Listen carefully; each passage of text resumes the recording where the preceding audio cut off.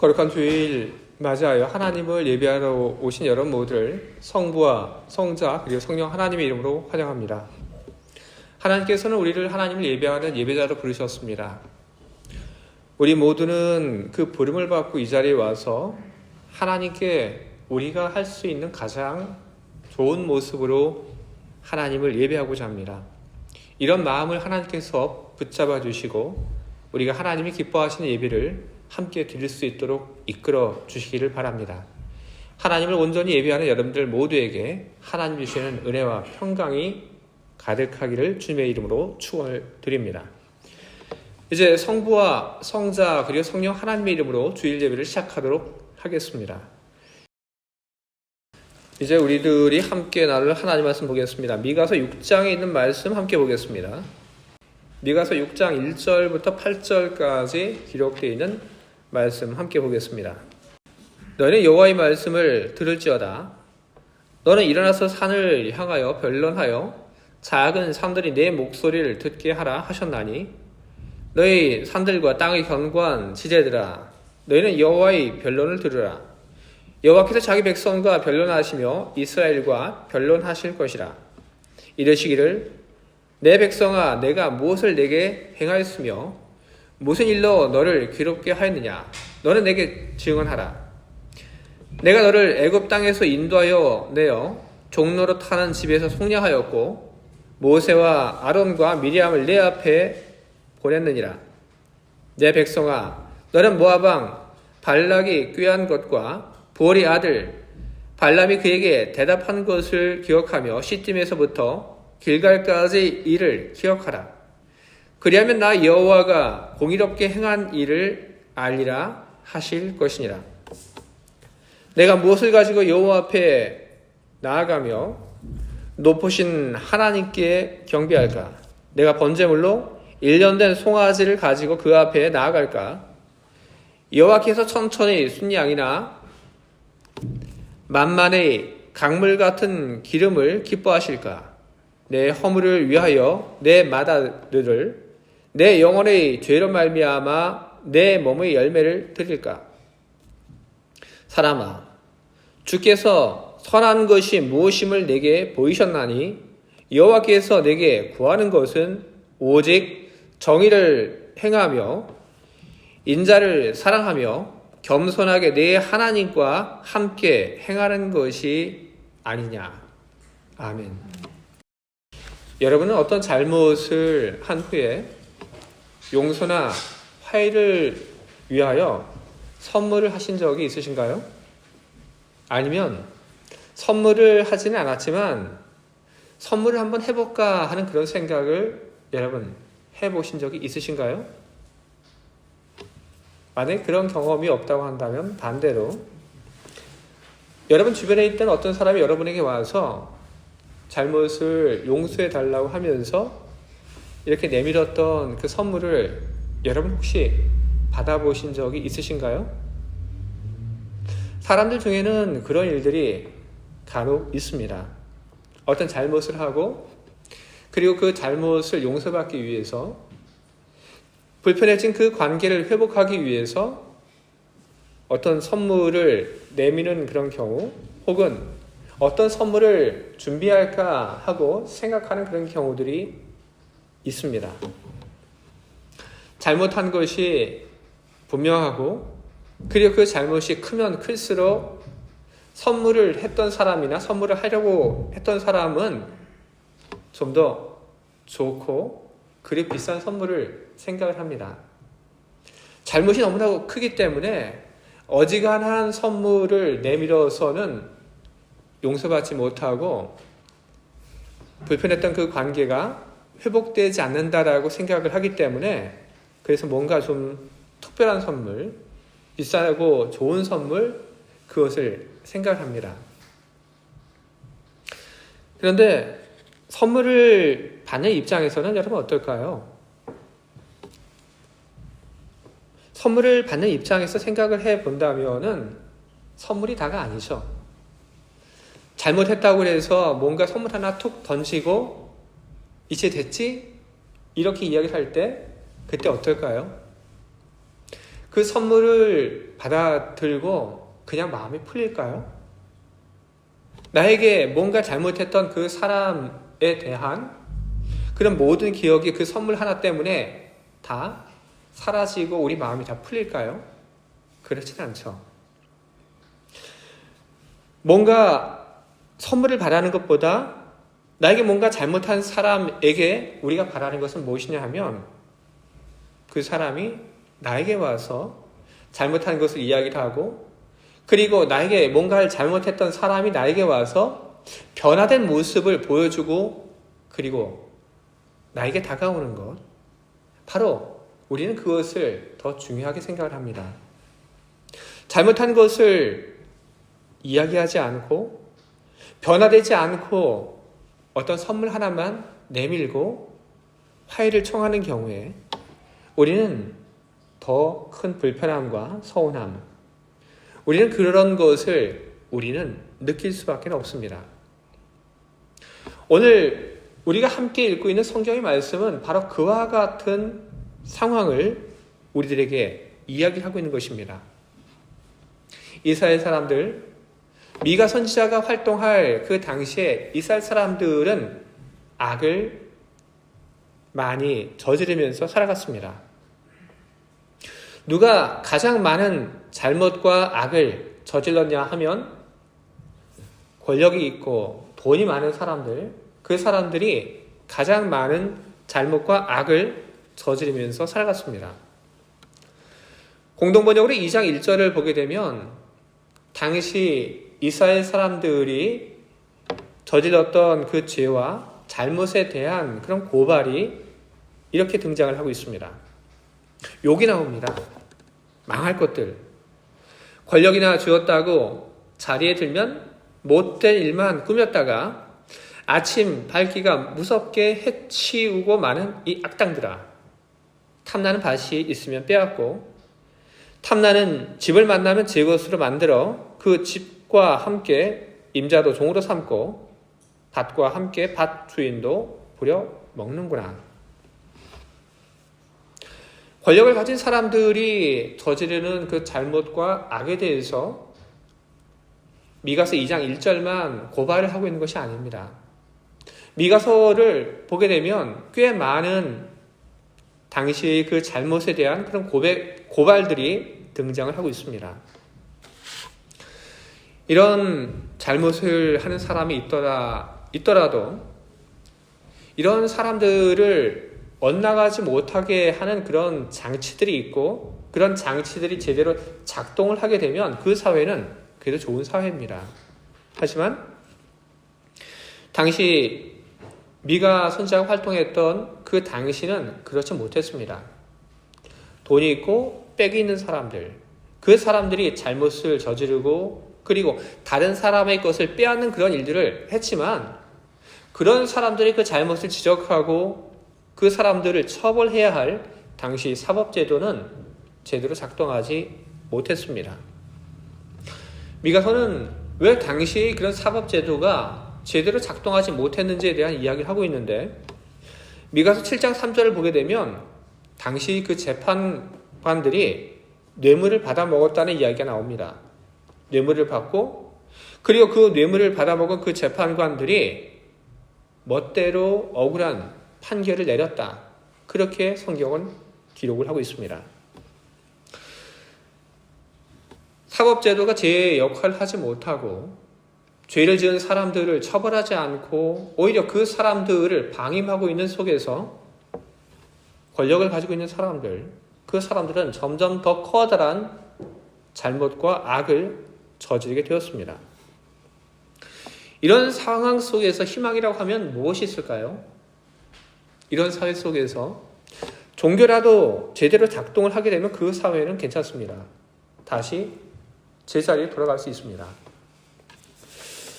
우리는 성경에 기록되어 있는 다윗의 이야기를 보면서 다윗이 살았던 그 시대에 제대로 자기 역할을 했던 그 종교의 모습을 우리는 봅니다. 다윗이 우리아의 아내 밧세바와 간음을 했습니다. 간음을 하고 나서 자기가 한 그 죄가 드러날까 봐 그것이 염려가 되어서 우리아를 죽음으로 내몹니다. 근데 성경의 기록을 보게 되면 다윗이 그런 일을 해서 우리아가 죽은 다음에 어떤 누구도 그 다윗의 그 죄에 대해서 지적을 하지 않습니다. 사법제도도 침묵합니다. 백성들이 다 침묵합니다. 왜 그런 걸까요?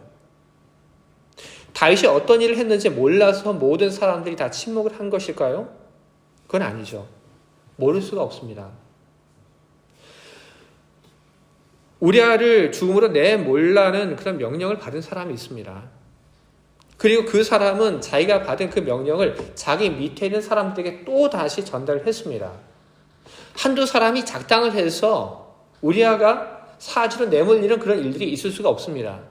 꽤 많은 사람들이 우리아가 죽음으로 향하는 그 길에 함께 참여를 했던 것이죠. 그래서 우리아가 죽었습니다. 하지만 그 누구도 거기에 대해서 이야기를 하지 않습니다. 알고 있었던 것이죠. 자기들이 한 그 일들이 어디서부터 명령이 내려와서 이런 일들을 하게 되었는지 알고 있었던 것이죠. 그런 속에서 함부로 그 일을 꺼냈다가 자기에게 해가 돌아올 것이 너무나도 분명했기 때문에 사람들은 다 입을 닫고 있었던 것입니다. 권력 앞에서 모두 침묵을 했던 것입니다.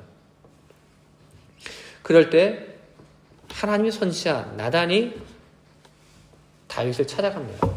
그리고 이야기를 하죠. 다윗의 그 잘못을, 죄를 이야기를 합니다. 다윗의 그 죄와 잘못만을 이야기를 한 것이 아니라 다윗의 그 측근들의 모든 죄도 폭로가 되고, 그럼으로써 묻혀졌던 그 사건이 드러나고 무너져갔던 그 정의가 다시 회복되는 그런 일들이 일어나게 되었습니다. 한 선지자가 와서 왕의 그 잘못을 고발하고 폭로했을 때 그때 그것을 지켜봤던 사람들, 그리고 후에 그 이야기를 들었던 사람들의 마음이 어땠을까요? 속이 시원했겠죠. 바로 그런 일을 종교가 수행을 했고, 그러므로 말미암아 다윗이 살았던 그 시대에는 악한 길로 빠지지 않았습니다. 하지만 미가 선지자가 활동했을 그 당시에는 종교가 전혀 그런 역할을 하지 못했습니다. 힘 있는 사람들이 잘못하고, 그리고 그 사람들이 잘못한 것을 처벌해야 되는 법을 다루고 있는 사람들이 침묵하고 오히려 뇌물 받기를 더 좋아했던 그 시대에 백성들이 의지하고, 그리고 백성들이 도움을 청한 곳은 바로 종교였습니다. 하지만 종교는 백성들이 모든 기대에 어긋나는 선택을 했습니다. 당시의 그 종교는 그 나라 안에서 일어나고 있는 그 일들에 대해서 무관심하거나 아니면 정치, 경제, 그리고 사법제도와 유착하여 종교 권력을 이루는 그런 일들을 자행을 하게 되었습니다. 이런 나라 속에서 정직하게 일하고 바르게 살아가려고 하는 사람들이 과연 있겠습니까? 여러분, 없습니다. 올바르게 살아가는 사람이 바보가 되는 세상, 그런 세상 속에서 혼자만 올바르게 살아가려고 하는 사람은 점점 사라지고 없습니다. 당시 미가 선지자가 활동했던 그 시대는 그랬습니다. 아버지가 아들에게 가르칠 때 뭐라고 가르쳤겠습니까? 열심히 정직하게 살아라? 아니겠죠? 저는 제가 크면서 저희 아버지에게 들었던 이야기가 있습니다. 저희 아버지가 그런 얘기를 참 많이 했습니다. 돈이 있고 백이 있어야 된다. 아버지가 어린 아이에게 할 수 있는 그런 이야기는 아닙니다. 하지만 저희 아버지는 저에게 그런 이야기를 했습니다. 저는 그 이야기가 우리 아버지가 살았던 그 시대에 당신의 그 삶의 경험을 저에게 준 것이라고 저는 지금도 생각을 합니다. 미가 선지자가 살았던 그 시대는 바로 그런 시대였습니다. 더 이상 희망이 없고 사람들이 어떤 미래에 대한 소망을 갖고 살지 못하던 그런 시대. 점점 사람들이 삶이 하나님이 원하시는 그 방향과는 정반대되는 방향으로 향했던 그 시대, 이 시대를 되돌릴 그 어떤 사람도 없던 그때 하나님이 결국 하나님 스스로 사람들 앞에, 이스라엘 앞에 나서게 됩니다. 하나님이 오늘 우리가 읽은 이 본문의 말씀을 보게 되면 이스라엘을 향해서 재판을 겁니다. 우리는 살면서 창피를 무릅쓰고 공개적으로 나의 이야기를 하는 그런 사람들이 있다고 하는 것을 우리는 봅니다. 이야기를 하죠. 다 일로 와봐. 우리 이야기 좀 들어봐. 내 이야기 좀 들어봐. 하고 자기 부끄러운 것을 꺼내는 그런 사람들이 있습니다. 오죽하면, 얼마나 억울하면, 얼마나 답답하면 과연 누가 옳은지 한번 이야기 좀 들어봐 달라고 그렇게 판을 벌이겠습니까? 요즘 우리 TV를 보게 되면 참 그런 일들이 참 많이 등장을 합니다. 이혼 숙녀 캠프? 뭐 그런 프로그램도 있습니다. 이야기를 해요. 남편과 아내가 각각 자기를 상담하는 사람 앞에서 이야기를 합니다. 내 남편이 이랬어. 내 아내가 이랬어. 이야기를 하죠. 그리고 누가 옳은지, 누가 잘못했는지 판단해 달라고 이렇게 이야기를 합니다. 하나님께서 오늘 재판을 건 것도 바로 그런 것입니다. 산천초목이 다 보는 앞에서, 모든 사람들이 다 보는 앞에서, 하늘과 땅 앞에서 우리 한번 따져보자. 누가 잘했고 누가 잘못했는지 따져보자. 하나님께서 이야기를 하시죠. 너희들이 지금 이렇게 살고 있는 거, 내가 너희들에게 뭘 잘못했기에 너희들이 이렇게 살고 있냐? 하나님이 그 이야기를 하십니다. 내가 너희들에게 해준 것은 너희들에게 은혜를 베풀어 준 것밖에 없고 너희를 올바른 길로 인도하기 위해서 수고한 것밖에 없는데 내가 너희들에게 과연 뭘 잘못했는지, 잘못한 것이 있으면 한번 이야기를 해봐라. 오늘 성경 말씀이 바로 그 이야기를 하고 있습니다. 이스라엘이 하나님께서 재판을 걸었기 때문에 원치 않게 그 재판의 자리에 끌려 나옵니다. 그리고 하나님께서 그렇게 이야기를 하시니까 이스라엘이 뭔가 이제는 심상치 않구나 하는 것을 느끼게 됩니다. 잘잘못을 따져보자는 그 하나님의 그 말씀을 다 들어보니까 하나님 앞에 살 말이 없는 겁니다. 하나님이 이러셨죠? 그래서 우리가 이렇게 했습니다. 그런 얘기를 할 것이 아무것도 없는 것입니다. 하나님 말씀은 다 맞는 것이었고 잘못은 오로지 이스라엘에게 있었던 것입니다. 이제 이스라엘은 걱정하기 시작합니다.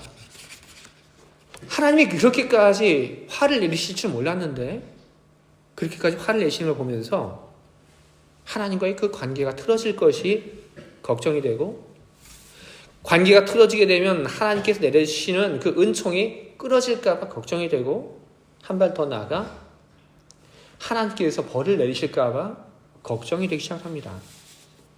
그래서 이스라엘 사람들은 하나님께 용서를 받고 싶었습니다. 여기 지금까지 했던 그 모든 잘못에 대해서 하나님께 용서를 받고 이전에 좋았던 하나님과의 그 관계로 다시 되돌아가고 싶었습니다. 그래서 그런 생각과 그런 마음을 가진 이스라엘 사람들이 어떤 공리를 했냐 하면, 하나님께 어떤 선물을 드리면 좋을까?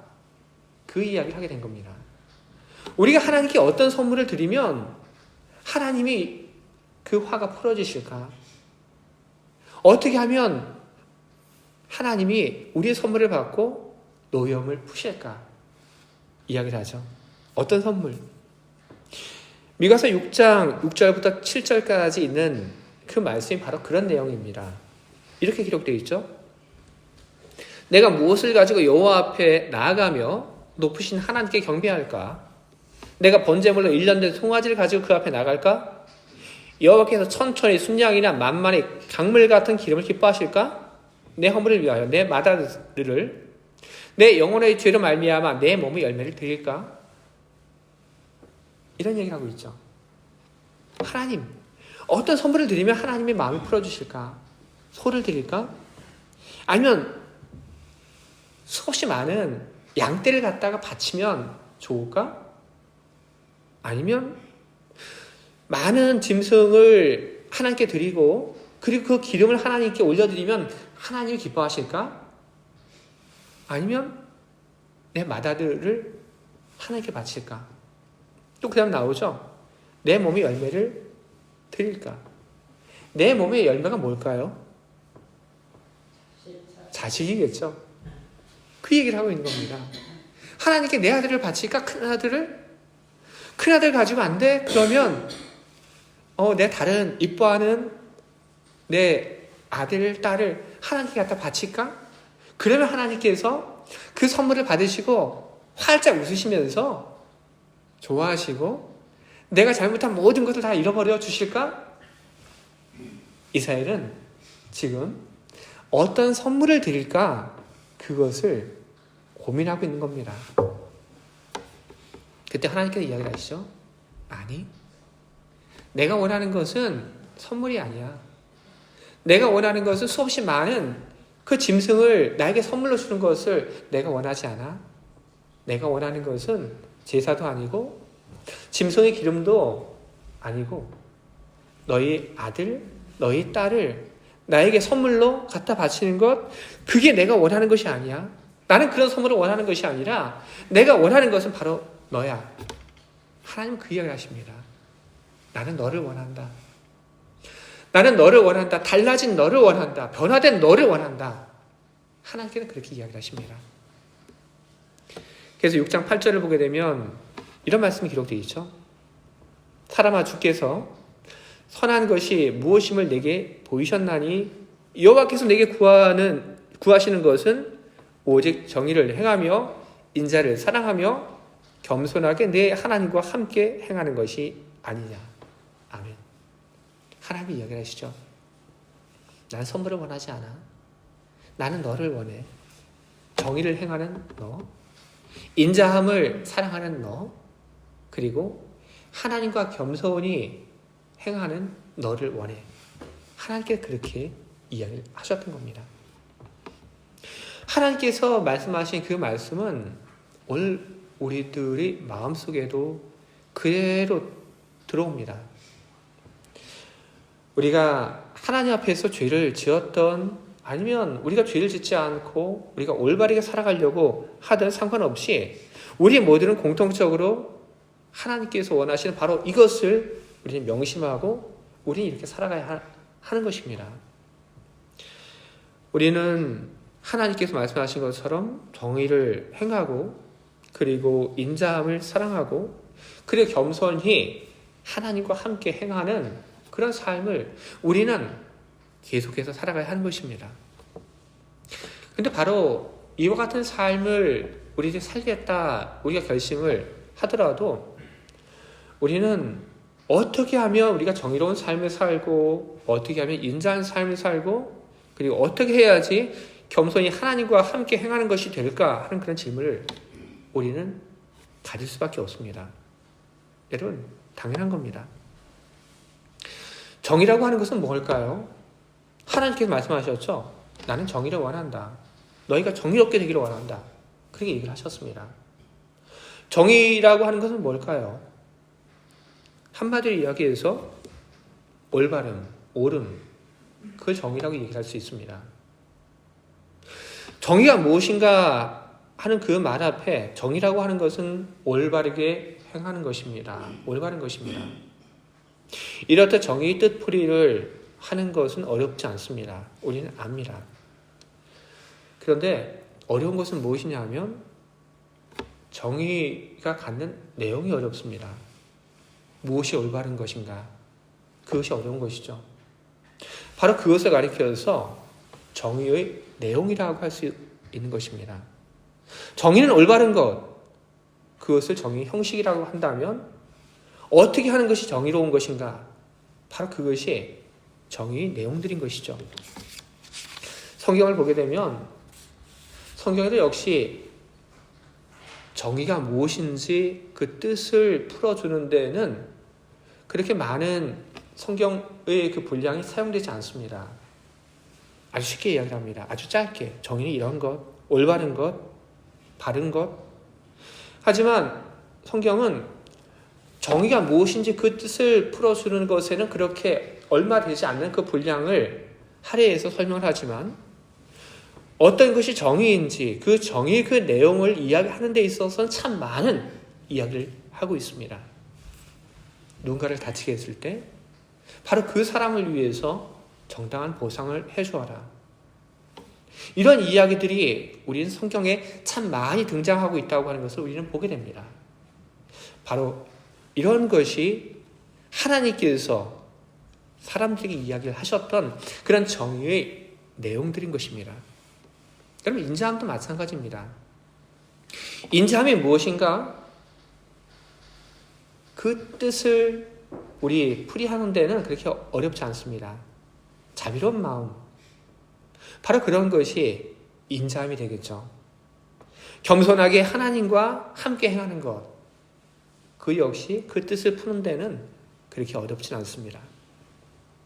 어려운 것은 항상 무엇이냐 하면 정의와 인자함, 그리고 겸손하게 하나님과 함께 행하는 것이 무엇인가 하는 것입니다. 그 내용이 무엇인가 하는 것이 우리들에게는 참 어려운 것이고, 또 어려운 것은 무엇이냐 하면 그 내용을 우리들이 안다 하더라도 그것을 우리 삶 속에서 계속해서 실천해 나가는 것이 그것이 어려운 것입니다. 하지만 우리들은 어려운 그 일을 우리는 해 나가야 하고 우리는 해 나갈 수 있는 것입니다. 우리는 정의가 무엇인지, 인자가 무엇인지, 그리고 하나님과 함께 행하는 것이 무엇인지 우리는 그 내용들을 우리는 채워나가야 합니다. 그 내용들을 채워나가는 것은 먼저는 우리 개인의 삶의 영역에서 우리는 그것을 채워나갈 수 있습니다. 저 개인적으로 정의가 무엇인지에 대해서 저는 오늘 이 성경의 말씀을 가지고 설교 준비하면서 저는 참 많이 생각을 해봤습니다. 내 삶의 자리에서 내 개인이 생각하고 있는 그 정의라고 하는 것은 무엇일까? 난 어떻게 해야지 나는 정의로운 삶을 살아가는 것이 될까? 많이 생각을 해봤습니다. 제가 그런 생각을 해보고 또 해보다 보니까 저는 이런 생각을 저는 하게 됐습니다. 내가 해야 할 그런 개인적인 그런 자리에서의 그 정의라고 하는 것, 내가 목사인데 내가 목사로서 내가 올바르게 내가 해가야겠다. 그건 뭘까?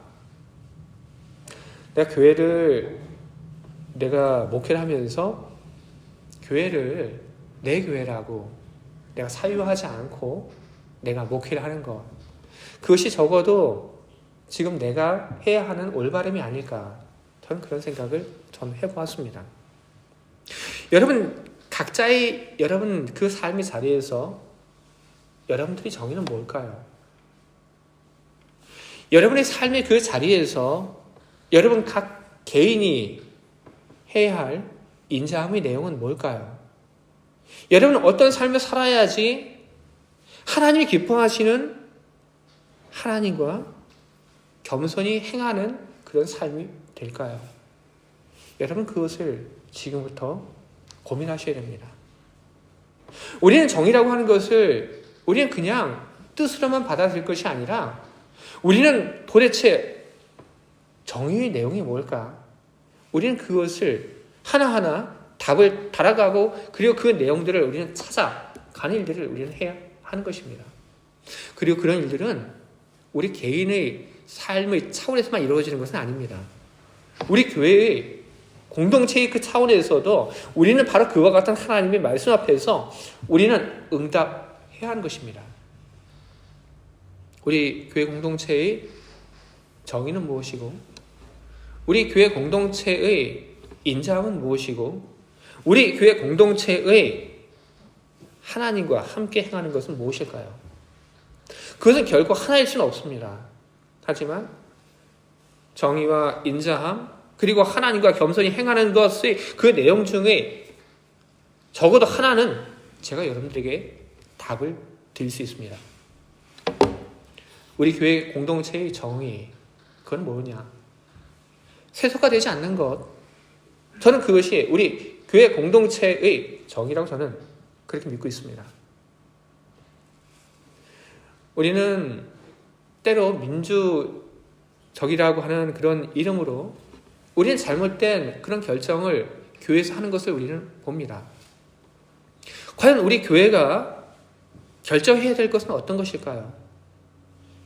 민주적이지만 잘못된 결정을 하는 것이 옳을까요? 아니면 하나님이 기뻐하시는 그런 결정을 하는 것이 옳을까요? 어떤 결정을 하는데 그 절차에 있어서 문제가 된다고 해서 그것을 가지고 싸우는 것이 올바를까요? 아니면 하나님이 일을 하는 것이 올바를까요? 세상에서 여러 가지 많은 흥미롭고 그리고 도전적인 그런 사상들이 나옵니다. 그런 사상에 이끌려가는 것이 과연 올바를까요? 저는 그렇지 않다고 저는 믿고 있습니다. 교회는 교회 다음을 가져야 하는 것입니다. 소금은 소금으로서의 그 맛을 잃어버리게 되면 그 소금은 가치가 없습니다.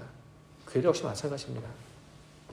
교회가 세속화되어서 세상과 똑같은 가치를 가지고 세상과 똑같은 것을 붙잡고 살아간다고 한다면 그 교회는 의미가 없습니다. 우리 교회는 무엇을 해야 되나? 바로 그와 같은 세상의 그 흐름에 가치에 세상이 주는 그런 사상에 대해서 아니요라고 얘기하고 복음을 제일로 붙잡고 하나님을 섬기는 일에 힘쓰는 그것이 중심이 되는 그런 교회가 되는 것. 바로 그것이 우리들이 해나가야 하는 정의인 것입니다. 또 인자함은 무엇일까? 저는 우리 교회가 수행해야 되는 그 인자함을 저는 복음을 전하는 선교라고 저는 그렇게 믿고 있습니다. 인자함, 누군가에 대해서 그 사람을 잘 대해주고자 하는 그런 마음들, 행동들 중요하죠. 그런데 여러분, 우리는 왜 예수를 믿는 것입니까? 우리는 세상 속에서 하나님이 주시는 그 자원을 가지고 풍요롭고 그리고 부유하고 평화롭게 살아가기 위해서 그것만을 위해서 우리는 예수를 믿는 것이 아니죠. 우리는 왜 예수를 믿는 것입니까? 제일 중요한 첫 번째 이유는 우리가 지옥 가지 않고 천국에 가기 위해서 우리는 예수를 믿는 것입니다. 우리는 알고 있죠. 예수 그리스도를 믿지 않는다면 그러면 그 사람은 지옥에 간다. 우리가 이것을 알고 있다고 한다면 예수 그리스도를 알지 못하는 사람들에게 예수 그리스도를 전하는 것이 다른 그 무엇보다도 중요한 일인 것입니다. 한 사람이 하나님의 나라에 가지 못하고 지옥에 가게 되는 바로 그것을 바라보면서 그 사람을 안타깝게 여기고 그 사람을 위해서 할 수 있는 일이 무엇이냐 하면 바로 복음을 증거하는 일인 것이죠. 바로 이것이 우리 교회 공동체의 인자함의 내용 가운데 하나가 되어야 하는 것입니다. 또 하나님과 함께 행하는 것은 무엇인가요? 함께 모여서 예배하는 일 잘하는 것, 기도에 힘쓰는 것, 그리고 말씀을 배우는 것, 함께 일해 나가는 것, 바로 그것이 오늘 우리 베른 한인교회가 하나님과 겸손히 해 나가는 그런 일들의 내용인 것입니다. 정의와 인자함, 그리고 주님과 함께 걷는다는 것의 그 내용이 무엇인지 채워졌다면 이제 우리는 그 일들을 하기 위한 결단을 하고 그리고 우리는 어떤 어려움이 있어도 주님이 보여주신 그 방향을 향해서 우리는 끝까지 걸어가야 할 것입니다. 오늘 종교개혁 주일이죠. 종교개혁이라고 하는 것은 잘못된 것을 보고 이것을 고치자고 했던 그런 전환점입니다. 여지까지 해왔던 그런 관행, 그것을 바꾼다고 하는 것은 참 많은 용기와 결단이 필요한 일이었습니다. 하지만 종교개혁에 참여했던 사람들은 그 일을 했죠. 이것이 하나님께서 원하시는 것이구나 하는 그런 확신 속에서 용기를 얻고 그들은 결단했고 하나님이 기뻐하시는 그런 삶의 방향으로 여지까지 살아왔던 그 삶과는 전혀 다른 방향으로 몸을 틀고 발걸음을 틀어서 그들은 하나님 기뻐하시는 바로 그 방향으로 그들은 걸어갔습니다. 그 길은 그렇게 쉽지 않았던 길입니다. 하지만 그 길을 걸어갔던 사람들이 종교개혁자들이었고 그리고 그 사람들이 남긴 그 영향력은 지금까지 이어질 정도로 엄청나고 파괴력이 큽니다. 종교개혁자들이 했던 그 일들이 그 사람들이 보여주었던 그런 모습들이 우리의 것이 되어야 하는 것이고 그 사람들이 보여주었던 그 영향력들이 바로 우리의 미래가 되어야 하는 것입니다. 주의 사랑하는 우리 베른 한인교회 우리 교회 여러분, 하나님이 오늘 말씀하신 그 말씀을 다시 한번 여러분 마음속에 떠올려 보시기 바랍니다. 주님이 이야기를 하시죠. 정의, 그리고 인자함, 그리고 주님과 함께 행하는 것. 주님과 함께 행한다고 하는 것은 히브리어 성경을 보면 주님과 함께 걷는다는 그 말로 기록되어 있습니다. 여러분 주님께서 이야기하신 그 말씀을 기억하시며 나는 어떻게 그 내용을 채워나갈까? 여러분 지금부터 고민하시기 바랍니다. 여지까지 하지 않았던 일들이지만 지금부터 그 일들을 하시기 바랍니다. 정의에 무관심하지 마시기 바랍니다. 인자함에 무관심하지 마시기 바랍니다. 주님과 함께 걸어가는 그 일, 어떻게 하면 내가 그 일을 할 수 있을까? 여러분 스스로 그 빈 공간에 내용을 채워가시기 바랍니다. 그리고 또 다른 한편으로 제가 여러분들에게 이야기 드린 우리 교회 공동체의 이뤄가야 할 정의와 그리고 인사함과 그리고 주님과 동행하는 함께 걸어가는 바로 그 일에 여러분의 힘을 여러분의 시간을 조금씩 나눠주시기를 여러분들에게 부탁을 드립니다. 주님이 원하시는 것은 선물이 아닙니다. 주님이 원하시는 것 그것은 주님의 부르심에 응답하고 주님과 함께 걸어가는 사람들입니다. 여러분 모두가 다 그런 분들이 되기를 바랍니다. 그래서 주님께서 여러분을 기뻐하시고 여러분과 함께 동행하시며 주님께서 여러분 모두에게 언제나 힘을 주시고 그리고 큰 은혜와 사랑을 베풀어 주시기를 주님의 이름으로 축원을 드립니다. 아멘. 함께 기도하겠습니다.